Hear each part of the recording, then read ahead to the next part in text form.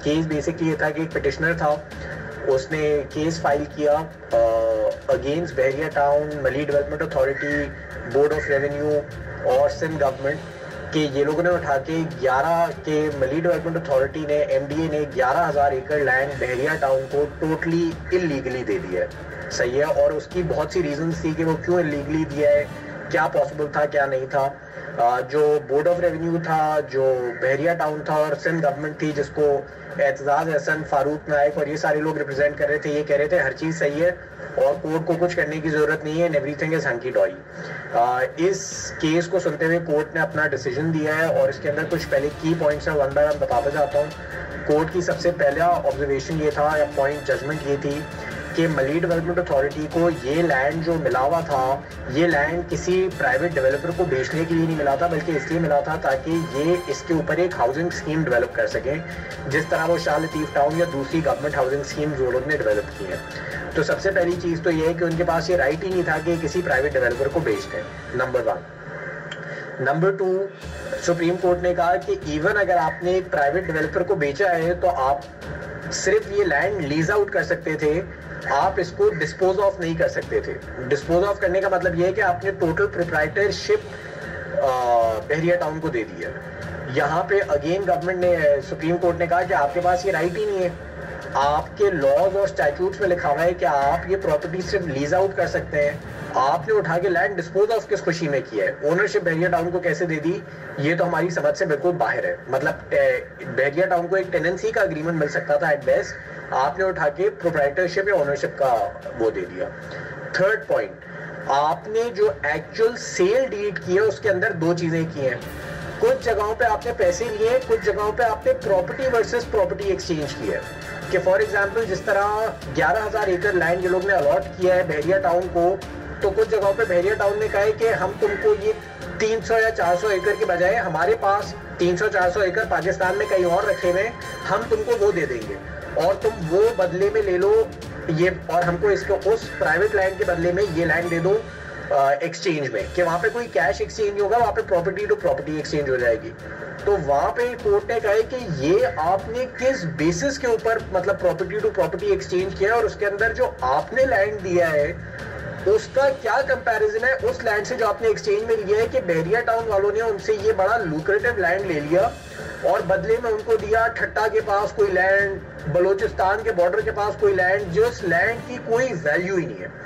तो तीसरा पॉइंट ये था कि इवन जो सेल हुई है उसके अंदर जहां पे आपने प्रॉपर्टी टू प्रॉपर्टी एक्सचेंज किया है वो इतना गलत प्रॉपर्टी एक्सचेंज किया है कि एक लुक्रेटिव जमीन दे दी और बदले में बिल्कुल एक बंजर जमीन ले ली। चौथा पॉइंट ये था कि इवन जो आपने कैश पे प्रॉपर्टी बेची है वो इतनी कम प्राइसेस पे बेची है कि काफी सारा लैंड की फॉर एग्जांपल 2006 की जो प्राइसेस थी, आपने 2011 में जो प्राइस पे बहरिया टाउन को लैंड बेचा है वो 2006 की प्राइसेस का आधे से कम था। कि मतलब लिटरली कौड़ियों के दाम उठा के पूरा लैंड बेच दिया। उसके अलावा और छोटे छोटे इश्यूज थे कि दूसरे लोगों की बिड को इनवाइट नहीं किया, दूसरे डेवलपर्स को इनवाइट नहीं किया। तो मतलब ऑल इन ऑल एक टोटल स्कैम है। टोटल स्कैम के नंबर 1 तो ये लैंड इनके पास इजाजत नहीं थी बेचने की, बेच दिया। खुद हाउसिंग स्कीम डेवलप करनी थी, नहीं की। उसके बाद बेचने के अंदर इनको कोई इजाजत नहीं थी प्रॉपर्टी टू प्रॉपर्टी एक्सचेंज करने की, वो भी कर ली और अच्छी प्रॉपर्टी देके बदले में बिल्कुल यूजलेस प्रॉपर्टी ले ली। और तीसरी जो प्रॉपर्टी इवन कैश के लिए बेची वो लिटरली कौड़ियों के दाम बेच दी कि मार्केट प्राइस के 20, 25, 30% के ऊपर वो सारी चीजें बेच दी।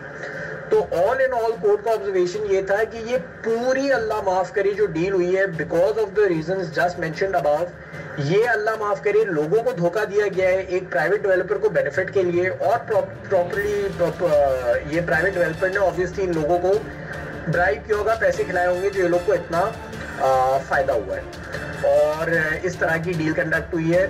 और इसी वजह से कोर्ट ने कहा कि अब पूरी डील वॉइड एब इनिशियो है, कि मतलब ये एग्जिस्ट ही नहीं करती, ये सिरे से डील खत्म हो गई है और ये सारा लैंड वापस गवर्नमेंट को मिल गया है। एंड बहरिया टाउन के पास अभी एक इंच ऑफ लैंड नहीं रहा और जो बहरिया टाउन ने प्रॉपर्टी दी थी वो वापस चला गया है बहरिया टाउन को, और जो भी उनको कैश फरोख्त ने दिया था वो भी गवर्नमेंट के ऊपर इनकम्बेंट है कि वो वापस कर दे। अब इशू ये आया कि इतने ज्यादा लोगों ने पैसा इन्वेस्ट कर दिया है तो उनका क्या होगा। तब यहाँ पे बहरिया टाउन को एक आउट मिल गया थोड़ा सा, और वो आउट ये मिला है कि कोर्ट ने कहा है कि अब आप वापस से बहरिया टाउन से एक अग्रीमेंट करें, लेकिन इस एग्रीमेंट में जो प्रॉपर्टी प्राइसेस तय होंगी वो मार्केट रेट के हिसाब से होंगी, और इसके अंदर जो अब लैंड एक्सचेंज होगा अगर होगा तो वो proper land to land equal exchange होगा। इस तरह नहीं होगा कि आपने उठा के महंगा लैंड दे दिया इन बदले में किसी बंजर लैंड के, और जो लोग जिनकी पेमेंट्स रिमेनिंग है, जो अलॉटीज हैं बहरिया टाउन के, वो अब अपनी पेमेंट्स बहरिया टाउन या गवर्नमेंट को नहीं देंगे बल्कि नैब एक सेपरेट अकाउंट खड़ा करेगा और उसमें देंगे। तो जो लोग वहां पे रह रहे हैं और जो लोगों की इन्वेस्टमेंट है that is safe and that will continue, but Bahariya town will now have to pay a much bigger price and a more realistic price to the government of Sindh for these 11,000 acres। और इस पूरे process को अब supreme court का implementation bench खुद monitor करेगा। तो basically हुआ ये है कि अब इसकी वजह से आई डोंट नो इसका एक्चुअल इम्पैक्ट क्या होगा। प्रॉब्ली हो सकता है प्रॉपर्टी प्राइसेस गिर जाए, प्रॉब्ली हो सकता है प्रॉपर्टी प्राइसेस बढ़ जाए, बहरिया टाउन लोगों से पैसा ज्यादा मांगे, आई डोंट नो गवर्नमेंट क्या करेगा। और एट द सेम टाइम नैब अपनी इन्वेस्टिगेशन कंटिन्यू रखेगी, विच मीन्स कि अगर यहाँ पे किकबैक और ब्राइबरी का सीन हुआ तो वो लोग भी अंदर जाएंगे, और इसके अंदर जहां तक मुझे पता है शर्जील मेमन के खिलाफ ये केस भी खड़ा होगा और वो इसके अंदर भी बहुत बुरा फंसेगा क्योंकि उसकी सिग्नेचर है इन डॉक्यूमेंट्स पे। तो a great decision showing the massive corruption done by the Sindh government and Bahariya town, and hopefully now without hurting the people वो corruption से deal किया जा रहा है। and excellent decision by the Supreme Court, and अब देखते हैं कि इसकी अब implementation आगे जाके किस तरह होती है, because इसकी implementation बहुत ज़्यादा important होगी। और मतलब ये खाली शो करता है कि इवन एतजाज एहसन जो इतना लोगों की और पॉलिटिक्स की बात करता है वो बहरिया टाउन के लिए लड़ा था। जरदारी और फारूक नाइक की तो मुझे बात करने की जरूरत नहीं है, लेकिन these are the sort of corruption cases that usually do not come in the media limelight, in the sense कि आर्टिकल लोग लिख लेते हैं लेकिन टीवी चैनल्स पे ये चीजें डिस्कस नहीं होती। इसकी बहुत सी रीजंस हैं, क्योंकि बहरिया टाउन बहुत बड़ा एडवर्टाइजर है, ऑलरेडी मीडिया चैनल्स भी सारे बिके हुए हैं। अक्सर लोगों को ये कॉम्प्लेक्स और टेक्निकल चीजें समझ में नहीं आती हैं, इसके अंदर आपको बैठ के पढ़ना पड़ता है, लेकिन this is one of the